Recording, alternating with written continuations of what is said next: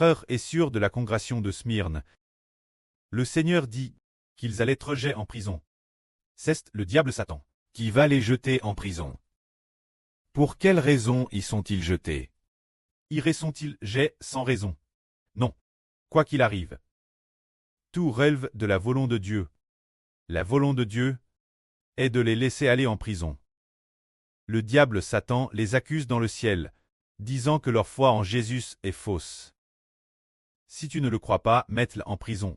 Ils abandonneront certainement Jésus. Ainsi, continuellement, jour et nuit, il les accuse devant le précleste. Alors le précleste dit, « D'accord, laisse-le donc aller en prison.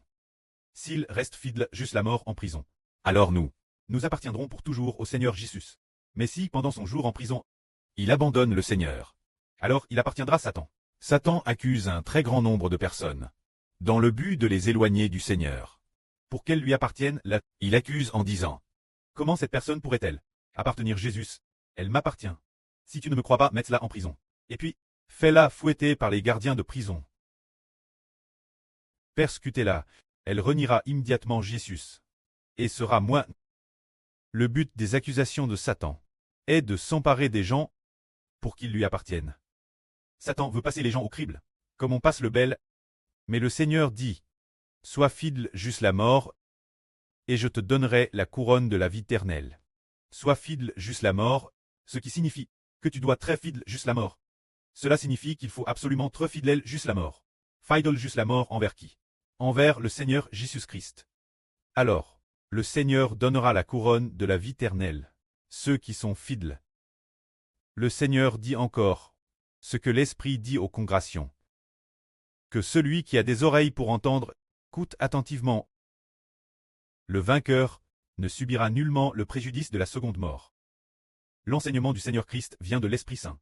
L'Esprit Saint a dit discerne que parmi les frères et sœurs de Smyrne, certains vont certainement être jetés en prison et souffrir. Le Seigneur dit encore, ce que dit l'Esprit Saint. Il faut écouter attentivement. Le vainqueur ne subira nullement le préjudice de la seconde mort. Qu'est-ce que la seconde mort? La seconde mort, c'est la mort par le jet dans le lac de feu et de soufre. La première mort, c'est de mourir de vieillesse, ou d'être tué. La seconde mort, c'est d'être jeté dans le lac de feu et de soufre. C'est dire que le vainqueur n'aura pas subir la seconde mort. Il n'aura pas être jeté dans le lac de feu et de soufre. Dans l'avenir serons-nous comme les frères et sœurs de Smyrne. Frère Hébert pense que l'avenir il y aura de TRS nombreux frères et sœurs qui seront comme les frères et sœurs de Smyrne, car l'avenir la bête 7 têtes et 10 cornes. La bête aux 2 cornes, c'est dire le pouvoir politique du monde de Satan forcera les gens à recevoir la marque de la bête sur la main droite ou sur le front. Recevoir la marque de la bête, c'est accepter le drapeau ou l'emblème national du royaume de Satan, ou le nom de son dirigeant, etc. Alors, si nous nous trouvons dans cette situation, si nous n'acceptons pas la marque de la bête juste la mort, et n'adorons pas l'image de la bête, alors nous serons vainqueurs. Si nous n'acceptons pas et n'adorons pas, nous risquons d'aller en prison. Et si nous sommes en prison, nous devons rester fidèles jusqu'à la mort. C'est-à-dire jusqu'à la mort, ne pas accepter ces marques. Alors le Seigneur Jésus-Christ nous donnera la vie éternelle. Que la gloire soit auprès et au Seigneur. Amen.